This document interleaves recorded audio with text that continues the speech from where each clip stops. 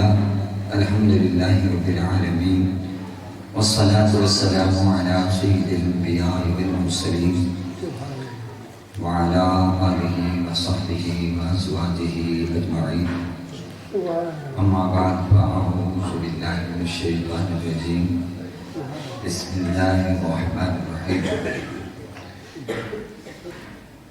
يا أيها الذين آمنوا اتقوا الله وقولوا قولا سديدا يصلح لكم أعمالكم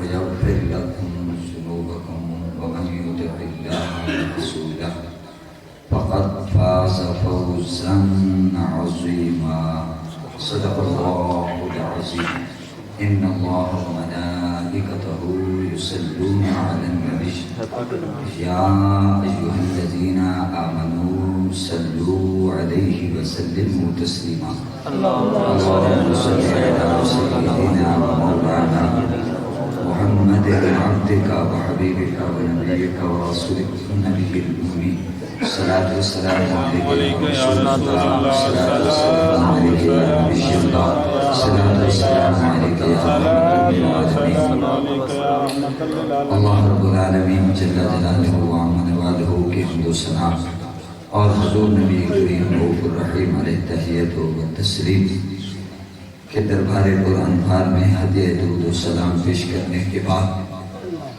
دعا ہے اللہ پاک ہم سب کی جمعۃ المبارک میں حاضری کو شرف قبولیت عطا فرمائیں جمعۃ المبارک کی ساری رحمتوں برکتوں اور سعادتوں سے مالا مال فرمائیں محترم حاضرین بندہ ناچیز نے آپ کے سامنے سورہ احزاب سے چند کلمات طیبات آپ کے سامنے تلاوت کرنے کی سعادت حاصل کی ہے دعا ہے اللہ پاک مجھے اس کی روشنی میں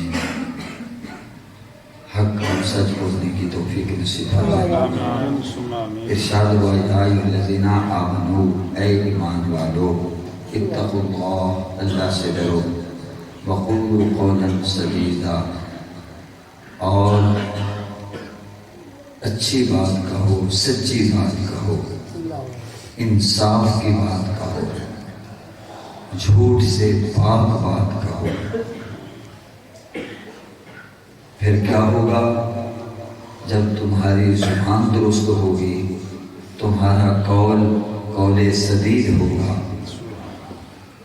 قول سدید وہ ہے کہ جس میں جھوٹ کی ملاوٹ نہ ہو جھوٹ کی ملاوٹ نہ ہو قول سدید سچ ہو انصاف ہو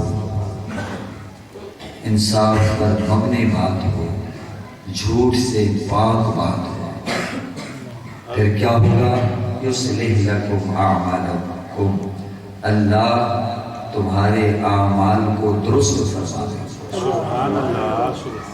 تم زبان کو درست کر دو اللہ تمہارے اعمال کو درست کر دے تمہاری زبان پر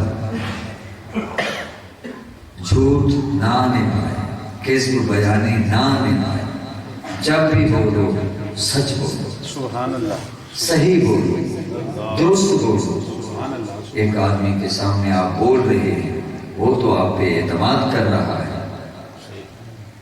اور آپ جھوٹ بول رہے ہیں کذب بیانی سے کام لے رہے ہیں یہ کتنی بری بات ہے کہ وہ سچ سمجھ رہا ہے اور بندہ جھوٹ بول کر اس کو دھوکہ دے رہا ہے دراصل کوئی کسی کو دھوکہ دینے کی کوشش کرتا ہے وہ دھوکہ اپنی طرف ہی پلٹ گیا جیسے دیوار پر ایسے زور سے بال مارے گیند مارے تو ربڑی جو گیند ہوتی ہے وہ لوٹ کر اپنی طرف آتی ہے اسی طرح جو دھوکہ ہوتا ہے بالآخر وہ اپنی طرف لوٹ کر آتا ہے قرآن حکیم نے فرمایا یخادعون اللہ والذین آمنوا وما یخدعون الا انفسهم وما یشعرون فرمایا یہ جو منافق ٹولہ ہے جو فرمایا منافقین یخادعون اللہ یہ اللہ کو دھوکہ دیا جاتا ہے اللہ کو فریب دیا جاتا ہے چاہتا ہے،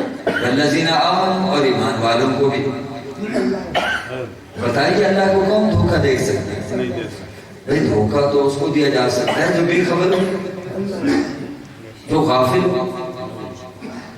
واللہ غافل عما تعملون، فرمایا جو کچھ تم عمل کر رہے ہیں اللہ تو اس سے غافل نہیں۔ یخادعون اللہ والذین آمنوا، فرمایا یہ دھوکہ دیا چاہتے ہیں، فریب دیا چاہتے ہیں اللہ کو اور ایمان والوں کو۔ وما یخدعون الا انفسهم، فرمایا نہیں دھوکہ دے رہے مگر اپنے آپ کو، خود کو دھوکہ دے رہے۔ وما یشعرون، فرمایا یہ سمجھ نہیں ہے، سمجھتے نہیں، بالآخر دھوکے کا وبال ان کی طرف لوٹ کر آئے۔ جو کسی کے لیے کنواں کھودتا ہے، گڑھا کھودتا ہے، بالآخر اس میں ایک دن وہ گرتا ہے۔ تو فرمایا جا رہا ہے قولوا قولا سدیدا، اچھی بات کہو، سچی بات کہو، انصاف کی بات کہو، تمہاری زبان درست ہو گئی، فرمایا تمہارے اعمال کا قبلہ بھی درست ہو گیا۔ سبحان اللہ، سبحان اللہ۔ دیکھو کتنی زبان کی اہمیت ہے کہ انسان اپنی زبان کو جھوٹ سے بچائے، ورنہ انسان بگڑ کے رہ جاتا ہے، بالآخر بگڑ جاتا ہے جو جھوٹ بولتا رہتا ہے۔ حضور فرماتے ہیں علیکم بالصدق، فرمایا سچ بولو، فرمایا ان الصدق یہدی الی البر، سچ جو ہے فرمایا یہ نیکی ہے، سبحان اللہ۔ اور نیکی جو ہے فرمایا یہ یہدی الی الجنہ، جنت کی طرف۔ سبحان اللہ۔ انسان برابر سچ بولتا رہتا ہے، یکتب عند اللہ صدیقا، اللہ تعالیٰ کے ہاں صرف صادق ہی نہیں صدیق لکھا جاتا ہے۔ سبحان اللہ۔ یہ صادق سے اعلیٰ ڈگری ہے۔ صدیقہ، صادق وہ ہوتا ہے جو قول میں سچا ہو، اور صدیق وہ ہوتا ہے جو قول میں بھی سچا ہو، فعل میں بھی سچا ہو، حال میں بھی سچا ہو، ظاہر بھی سچ اور باطن بھی سچ۔ جو زبان پر ہو وہی دل میں ہو، جو دل میں ہے وہی زبان میں ہو۔ منافقت کیا ہے؟ جو زبان پر ہے وہ دل میں نہیں، جو دل میں ہے وہ زبان پر نہیں، زبان پر اور ہے دل میں اور ہے، اسی کو تو منافقت کہتے ہیں۔ اور حضور صلی اللہ علیہ وسلم نے فرمایا آج کے منافق کی ثلاث، منافق کی 3 علامتیں، اذا حدث کذب، فرمایا جب وہ بولتا ہے تو جھوٹ بولتا ہے، اذا وعد اخلف، جب وعدہ کرتا ہے کسی سے تو پھر وعدہ خلافی کرتا ہے، وَإِذَا اؤْتُمِنَ خَانَ، جب اس کے پاس، تیسری بات یہ ہے کہ جب اس کے پاس امانت رکھی جائے تو خیانت کرتا ہے۔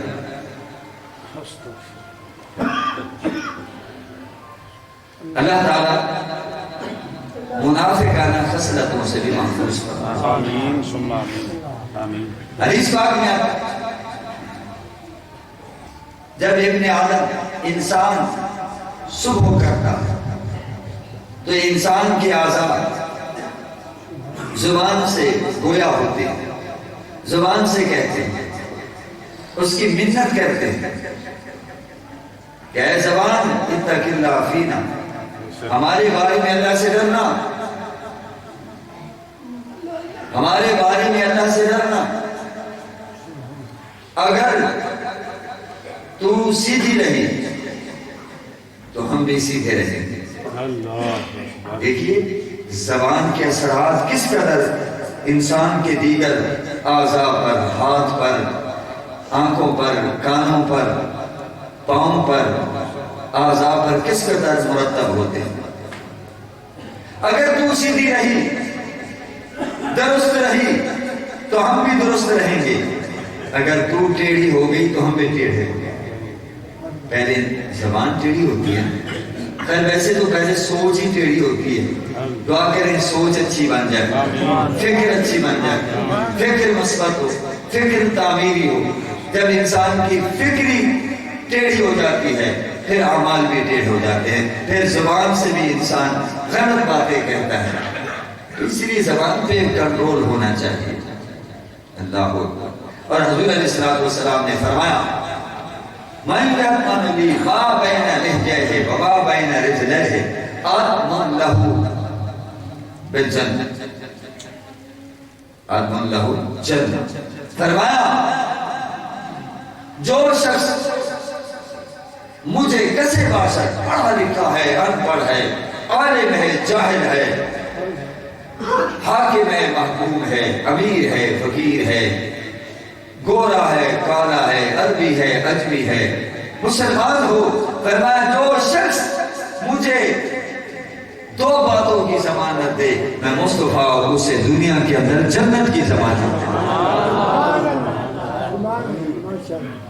فرمایا جو مجھے ضمانت دے، پہلی بات ما بین لحییہ ہے، فرمایا دو جبڑوں کے درمیان یعنی زبان کی ضمانت دے، اس کا غلط استعمال نہیں کرے گا، جھوٹ نہیں بولے گا، غیبت نہیں کرے گا، طوفان کسی پر جناب نہیں باندھے گا، جھوٹ نہیں باندھے گا، الزام تراشی نہیں کرے گا، چغلی نہیں کرے گا۔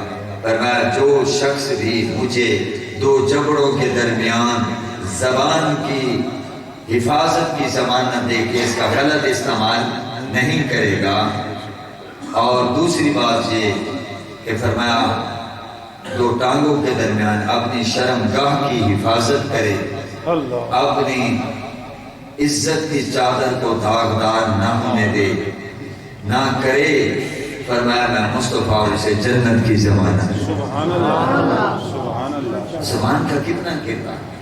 ایک صحابی نے پوچھا یا رسول اللہ صلی اللہ تعالی علیہ وسلم من نجات، یا رسول اللہ نجات کی صورت کیا ہے؟ نجات کی صورت کیا ہے؟ حضور علیہ السلام نے فرمایا املک لسانک علیک، فرمایا تم زبان پر قابو پاؤ، زبان پر قابو پانا۔ ایک بات۔ دوسری بات یہ ہے کہ جو تمہیں گھر مل جائے اس پر اس کو کافی سمجھو، اور تیسری بات یہ ہے کہ تم اپنے گناہوں پہ رویا کرو، بیٹھ کر گناہوں پہ رویا کرو، جو گناہ ہو چکے رویا کرو، آئندہ بچنے کی کوشش کرو، تو فرمایا اسی میں نجات۔ سبحان اللہ۔ یاد رکھیں بسا اوقات میں اپنی گفتگو کو سمیٹ رہا ہوں، حدیث پاک میں آتا ہے انسان بسا اوقات زبان سے ایسا کلمہ بولتا ہے جس کو خاص کوئی اہمیت نہیں دیتا، مگر وہ کلمہ اللہ کو پسند آ جاتا ہے تو اللہ پاک اس کے بدلے میں اسے جنت عطا فرماتا۔ اور بسا اوقات انسان ایسا کلمہ زبان سے نکال دیتا ہے اس کو بھی کوئی خاص اہمیت نہیں دیتا، لیکن وہ کفریہ کلمہ ہوتا ہے،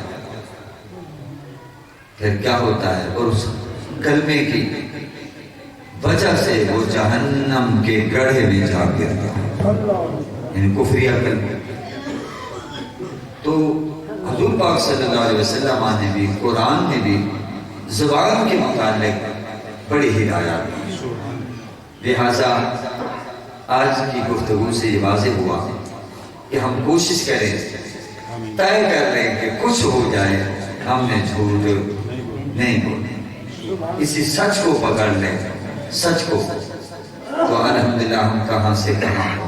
مشہور حدیث ہے، چلیے میں یہ بھی بیان کر دیتا ہوں کہ مشہور حدیث ہے، ایک شخص آتا ہے کہتا ہے جی میرے اندر 4 بیماریاں ہیں، 4 اخلاقی برائیاں ہیں، 4 معاشرتی برائیاں ہیں، یا رسول اللہ اگر آپ چاہیں تو میں آپ کے لیے آپ کے کہنے پر ایک برائی چھوڑ سکتا ہوں۔ کیا برائی ہے؟ کہنے لگے جی جھوٹ میں بولتا ہوں، شراب میں پیتا ہوں، چوری میں کرتا ہوں، بدکاری میں کرتا ہوں، آپ کی خاطر ایک برائی چھوڑ دیتا ہوں۔ اب حضور صلی اللہ علیہ وسلم تبھی بھی انسانیت ہے، سبحان اللہ، چونکہ بیک وقت نا انسان کئی بیماریوں کا شکار ہونا، تو اب ڈاکٹر جب دیکھتا ہے، چیک اپ کرتا ہے، ٹیسٹ کرواتا ہے، تو دیکھتا ہے اس کو شوگر بھی ہے، بلڈ پریشر بھی ہے، جناب والا گیس بھی ہے، یہ بیماری بھی ہے۔ اب دیکھتا ہے کہ پہلے کس کو کنٹرول کرنا ہے، اس کا بلڈ پریشر کنٹرول کرنا ہوگا، آپریشن بھی کرنا ہے، تو وہ کوشش کرتا ہے کہ کون سی بڑی بیماری ہے جو دوسری بیماریوں کا بھی سبب بن رہی ہے، تو اس کو کنٹرول کرتا ہے تاکہ دوسری بیماریوں کو بھی کنٹرول کیا جا سکے۔ اور حضور تو روحانی بھی معالج ہیں اور جسمانی بھی معالج ہیں، تو حضور پاک صلی اللہ علیہ وسلم نے فرمایا وعدہ کرتے ہو کہ میں جھوٹ نہیں بولتا؟ اللہ اکبر، وعدہ کرتے ہو؟ آپ نے یہ نہیں کہا کوئی شراب چھوڑ دو، آپ چوری کرنا چھوڑ دو، آپ بدکاری چھوڑ دو، یہ نہیں فرمایا پہلے۔ آپ نے فرمایا تم مجھ سے وعدہ کرتے ہو کہ میں جھوٹ نہیں بولتا؟ حضور وعدہ، ورنہ چلے جاؤ، اللہ چلے جاؤ۔ اب وہ گیا، عادت ہوتی، کوئی کہے کہ فلاں شخص عادت سے باز آ گیا، فرمایا تصدیق نہ کرو۔ ہاں اگر کوئی کہے پہاڑ اپنی جگہ سے ہٹ گیا ہے تو یقین کر لو، اگر کوئی یہ کہے کہ فلاں بندہ جو ہے وہ اپنی عادت سے باز آ گیا ہے تو فلاں سفے کو ہو، فرمایا جلدی تصدیق نہ کرو۔ عام طور پہ کہتے ہیں چور چوری سے یعنی رک جاتا ہے لیکن ہیرا پھیری سے ٹھیک ہے نا؟ تو حضور صلی اللہ علیہ وسلم نے ہمیں ساری باتیں کھول کے بیان کر دی۔ تو اب اس کو خیال آیا میں چوری کروں، لیکن پھر خیال آیا اگر چوری کی، صبح حضور کی بارگاہ میں حاضر ہوا، آپ نے پوچھ لیا چوری تو نہیں کی، اگر میں نے جھوٹ بولا تو میں تو وعدہ کر چکا ہوں، اگر سچ بولا تو میرے ہاتھ کٹیں گے، جھوٹ بولا تو حضور سے وعدہ کر چکا ہوں، نہ یہ صحیح ہے نہ وہ صحیح ہے۔ اسی طرح شراب کا خیال آیا، کہ اگر شراب پی لی، صبح حضور کی بارگاہ میں حاضر ہوئی، پوچھا تو نے شراب تو نہیں پی تھی، اگر میں سچ بولوں گا تو کوڑے پڑیں گے، اور اگر جھوٹ بولوں گا تو اللہ کے نبی سے میں عہد کر کے آیا ہوں، یہ بھی ٹھیک نہیں وہ بھی ٹھیک نہیں، جناب اللہ شراب سے بھی توبہ کر لی۔